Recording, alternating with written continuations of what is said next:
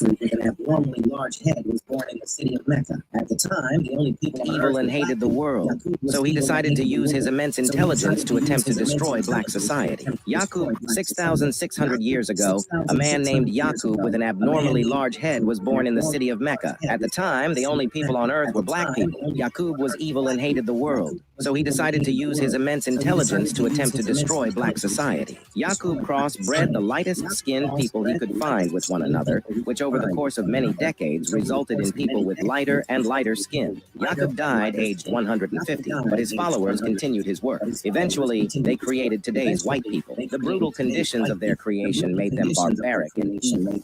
These initial white people eventually learned to use trigonology, an unjust and underhanded mind control method that was capable of tricking black people. Their total lack of empathy led to them using tricknology to enslave the very black people who had created them. This is why the proper scientific name for white people is Yaqubian. Follow for more insightful scientific videos.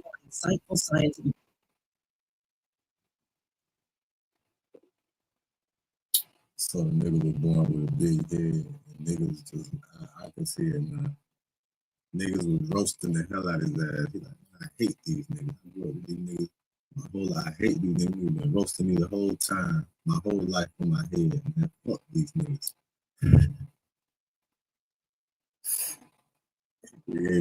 It created everything good. Like, damn, that's crazy. But you're one of us, nigga. That's where the hate of niggas started from. Brought to you by Rogue. Come on, Tom, let's go! What is that? Work, Tom! Work faster! Yeah, Imagine, if you will, a time when the very idea of race didn't exist. A time when human differences were seen through the lens of culture, geography, and social class, rather than the stark labels we use today. Our story begins not in the lecture halls of modern universities, but in the crucible of human evolution.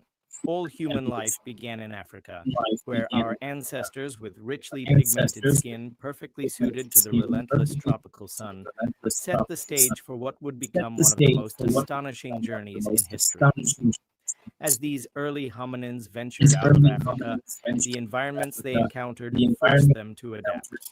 In the cool, dimmer climes of northern latitudes, natural selection nudged our skin to lighten, a gradual, almost poetic transformation that allowed for better vitamin D synthesis in regions with scarce sunlight.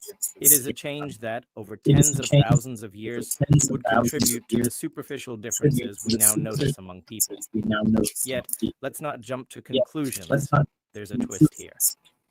The term white people, as we know it today, isn't a label handed down by nature as genetic decree, but rather a construct forged by historical forces. In the ancient world of Greece and Rome, for instance, skin color was noted but never used to divide humanity into rigid, opposing groups.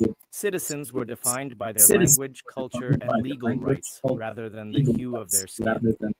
What a relief it must have been then not to be saddled with the modern baggage of whiteness or non-whiteness, right? The real metamorphosis of the idea begins during the early modern period. As European explorers set sail and colonial empires expanded, the world started to be seen through a new, often dangerous prism, that of race. Intellectuals and pseudoscientists of the 17th and 18th centuries, think Johann Blumenbach and his contemporaries, began to sort humanity into neat categories. They marveled at the ideal features of Northern Europeans, a group they soon dubbed Caucasians, while simultaneously labeling others with disparaging epithets. These classifications weren't merely academic exercises. Yeah. That's not what I was looking for.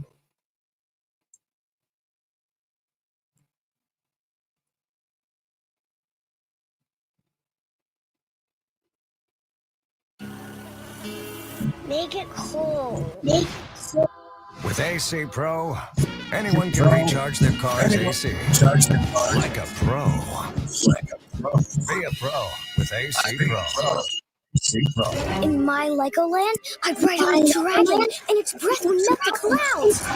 And I'd build a raft so cool, the whole she would come to play. For a limited time, get a one-day, two-park ticket for less than $35 per park. This video contains truth bombs that will alter your view of reality. White people, listen up.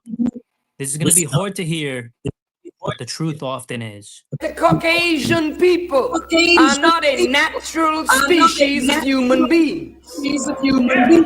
It turns out that the white race was created just 6,000 years ago by an evil black scientist named Yakub. Through a system of eugenics, he was able to separate the white man from the original black man. Now, when I first heard about this, I brushed it off as complete nonsense. But then I started looking into it, and it made way too much sense. This revelation completely turned my life upside down, and to tell you the truth, I spiraled out of control. I relapsed on nitrous oxide and got addicted to rhino pills from the gas station, a deadly combination. One night I did too much and ended up in the hospital. But when I woke up, I had an epiphany. I realized that I couldn't just keep it inside. I had to tell the world the truth.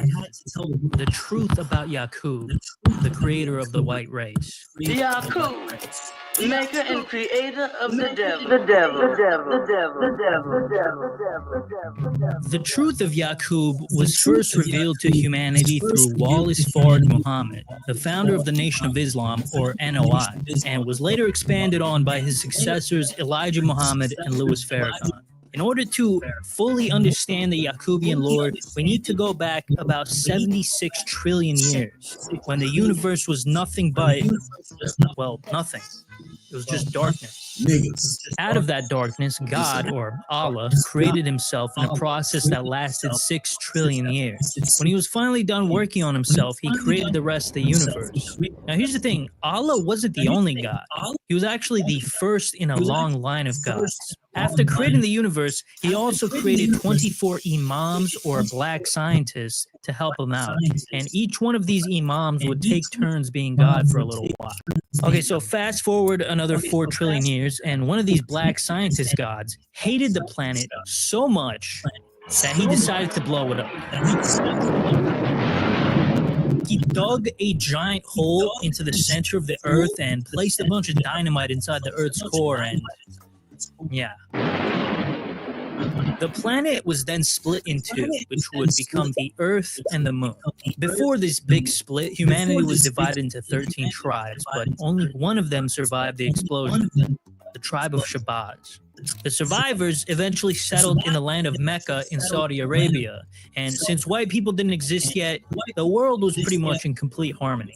This isn't to say that civilization was perfect, but the white man didn't invent League of Legends or tuna casserole yet, so it was undoubtedly much better than it is today. But still, in order for the original man to be perfect, he had to come face to face with the evil inside him and defeat it. And that evil would be brought about by a man named Yakub, or as I like to call him, the Yak. Yakub was born in Mecca, and he had a massive head. Okay, I mean, this mother sucker looked like Black Megamind. Here's a quote from one of Elijah Muhammad's books. He was a man, born a black scientist with a big head. He had a great big head, and they used to call him the Big Head Yakub, because his head contained so much wisdom, or brains of wisdom, that he was called the Big Head Yakub, meaning he had a lot of wisdom. Yeah, it's not really the most elegantly written book I've read. Then again, the only other book I've read is Mind Equals Minutes.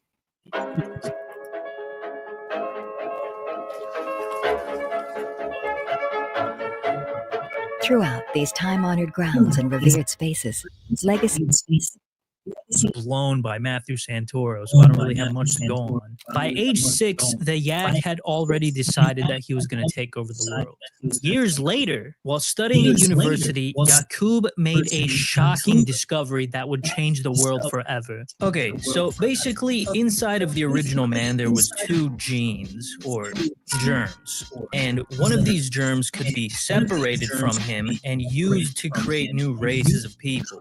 In the germ of the black man, the life germ, Yakub saw the brown germ, and he said that if he could separate that brown germ, he could drive it into its last stage and clothe it with flesh and give it form and expression, and that Mr. Yakub did. The yak figured out a technique to dilute the black man down into a lesser species that would be easy for him to control. He called this technique grafting, which was basically just eugenics, and he could use it to build that army. At age 18, he started recruiting people to help him get started with his experiments. So he basically started a cult and would entice people by telling them that they would have riches and slaves beyond their imagination. Before too long, Yakub had a following of tens of thousands, but he also started getting the attention of the police, who considered Yakub and his followers a threat. So they started rounding them up and throwing them in prison. All the jails in Mecca were overflowing with Yakub's disciples. When the king of Mecca got word about what Yakub was up to, he wasn't surprised at all. You have to understand that all of Yakub's actions were predicted long before his birth. This is Oki. He's one of the world's foremost experts on Yakub. 8,400 years before Yakub's birth, the wise black scientists prophesied that one of their own would bring devils onto the earth, who would rule the planet for 6,000 years. The king of Mecca, being one of the scientists himself, was well aware of the prophecy. The king knew he couldn't fight destiny, so instead of executing Yakub, he allowed him to carry out his experiments and even funded them. But he told him to get the hell out of Mecca and do it somewhere else. So Yakub, along with 59,999 of his followers, went to the island of Patmos off the coast of Greece. Once on the island, Yakub got together a team of doctors, engineers, and scientists to figure out the best way to create a new race. Next week, something big is going to go down. All right. I don't want to spoil anything, but tune in. They implemented a strict system of eugenics where darker skinned babies would be eliminated and only the light skinned ones could reproduce. This is also believed to be the origin of Planned Parenthood. Wow, look at that. It's time to talk about the sponsor of today's video, Display. Now, as a big fan of putting stuff on my wall, I am super excited to work with Display. They make these gorgeous metal posters that absolutely do right eugenics. With each new so much cool stuff on it. Right, eugenics. With each new generation, people's skin got lighter and lighter. After the first 200 years, the brown race was created from the black. This is your Arabs, your Turks, etc. 200 years after that, the red race came to be. This is your Indians, and also your Indians, the other type. According to Nation of Islam lore, Native Americans were expelled from India 16,000 years ago for breaking the laws of Islam. The next iteration was the yellow race, and so on and so forth. That same process continued for 600 years, and at the end of that time, there was a blonde-haired, blue-eyed creature on our planet that is called the Caucasian. This new race of quote-unquote people were completely devoid of the divine essence of Allah, who created the universe. The evil conditions that brought them into the world made them naturally prone to aggression and violence. With each passing generation, the Yakubians became more and more psychopathic. And as if that wasn't bad enough, they were also taught tricknology.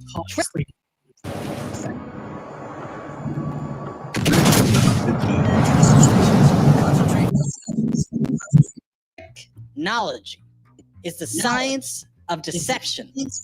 The white devils used this practice to deceive and manipulate. It was through technology that the white man was able to divide and conquer Africa and the rest of the world. When the new race of whites went back to Mecca, they immediately started causing problems. Friends started turning on each other, wars began to break out, and everybody was having gay sex. It was complete chaos. So the king deported the devils to the Caucasus Mountains, where they became even more feral. For 2,000 years, these Caucasians continued to devolve. They stopped wearing clothes and lived in caves, and they ate nothing but raw meat. The Neanderthals that we learned about in school are actually these people.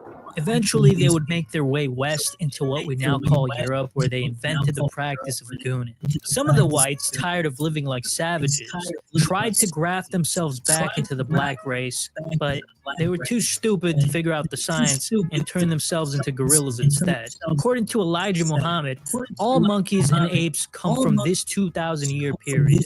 At the same time this was going on, Imam Shabazz, aka Abraham, like the one from the Bible, traveled from Mecca into Central Africa with some of his followers so that he could toughen them up for the hard times that were ahead. This was when black people started getting curly hair because of the rough conditions of the African jungle. And that's why we associate Africa with black people today. After 2,000 years of living like savages, Moses tried to civilize the white devils. He taught them how to read, how to wear clothes, and how to season their food. But the whites were so evil that Moses was having a hard time controlling them. And at one point, he got so frustrated that he blew up 300 of them with dynamite. Eventually, he was able to get through to them somewhat. And with Moses' guidance, the Caucasians began their dominion over the earth. Just like it says in the book of Revelation, "Behold a pale horse, his name is Death, and hell followed with him. Power was given unto him over 1/4 of the earth, to kill with the sword and famine and disease."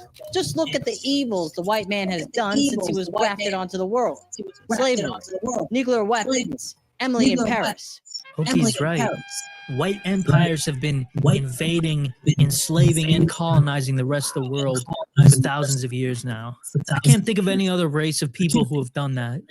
And you guys are probably asking yourselves, why?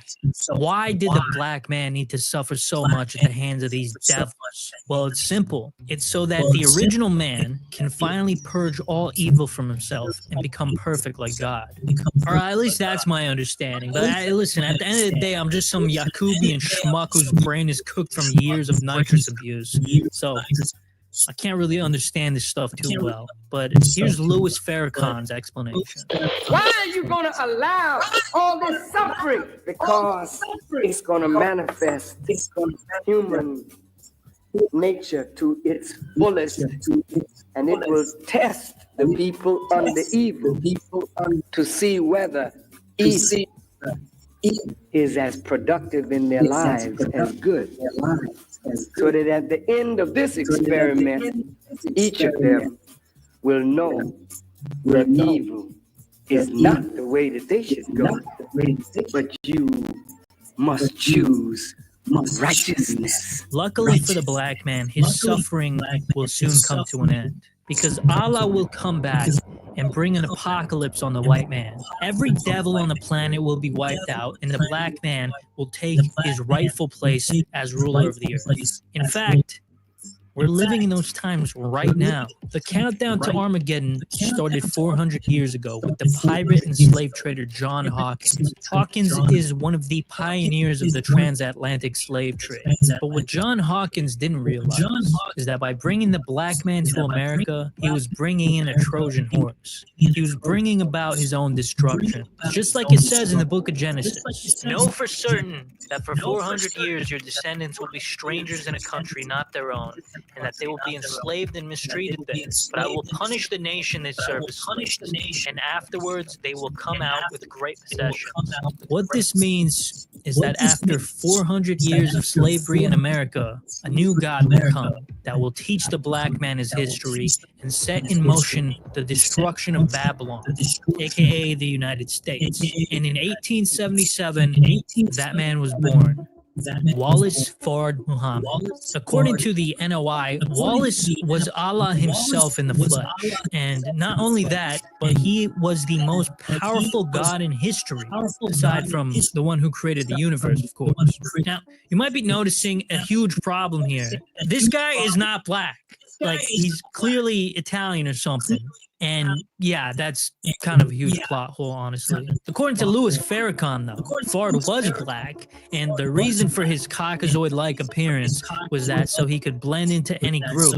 But it's impossible to confirm the truth about this man's identity, because he is one of the most mysterious people in history, and I am not exaggerating. There have been entire books dedicated to trying to figure out this guy's true identity.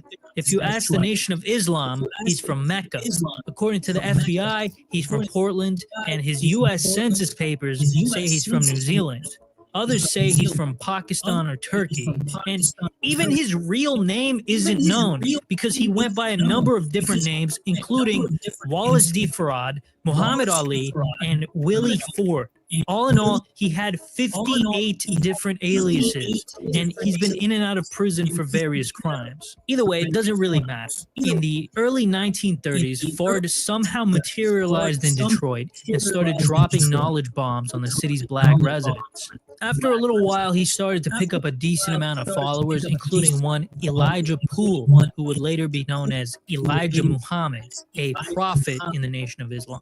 In 1934, Fard would completely disappear after one of his followers killed somebody. Robert Harris, a high-ranking official in the Nation of Islam, killed a man by hitting him on the head with a tire iron and then stabbing him in the heart on an altar as a sacrifice to God.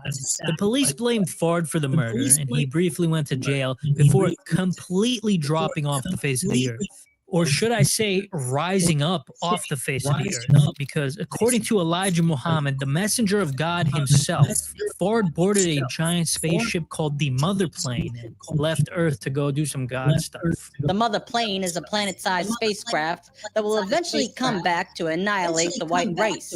This is the same craft that Ezekiel saw in the Bible and mistook for an angel. All of the UFOs and flying saucers people keep seeing, those are just smaller ships that live inside the Mother Plane. Wallace Fard Muhammad will soon return on the mothership and bring the end of the white race. So, guys, I'm sorry, but if you're white, your days are numbered. You, Yaku, are the bearer of 9,999 diseases. Now, guys, I was originally going to end the video here, but just when I thought I knew everything there was to know about Yaqub, my world got turned upside down again. I learned about a book called The Holy Tablets that holds even more knowledge about Yaqub.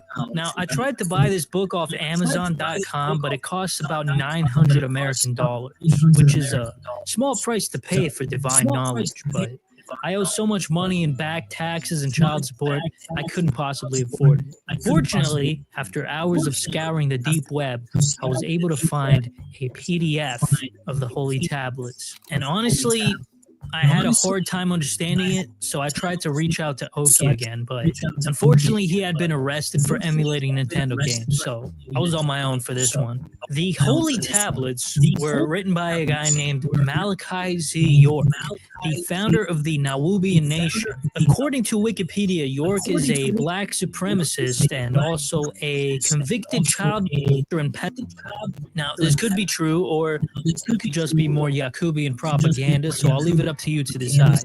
Malachi Z. York took the story of Yaqub and injected it with meth.